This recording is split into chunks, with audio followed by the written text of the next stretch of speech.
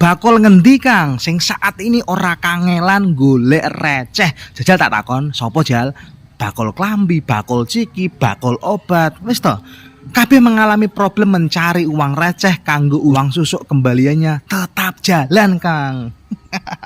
Tapi yang terjadi tong Kang, tuker receh jasanya 40%. Ih, jangkrik tenan kok. Oh, tapi yo ono juga sih Kang sing di bawah itu, di bawah 40%. Nah, sebenarnya aku gak mempermasalahkan usaha itu Kang. Tapi aku wis mubeng ning bank sak kabupaten Grobogan. Takon Mbak Teller lho. Iling pora karo aku Jal.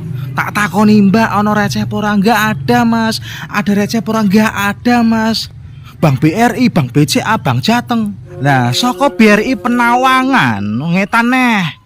BRI Pasar Prodadi, Bank Jateng, BRI Pusat Kota, BRI Danyang, BRI Depok tak parani kabeh ra duwe stok receh Kang. Nah, iki kok mereka iso jualan tuh receh, entek kolaan meneh, dengan margin 40%. Lah, kira-kira mereka itu dapat dari mana ya Kang? Aku wis tak parani ra ono lah, kok uangnya ready terus. Nah, ini ada sesuatu mesti nih. Halo Mas Teh. Ya.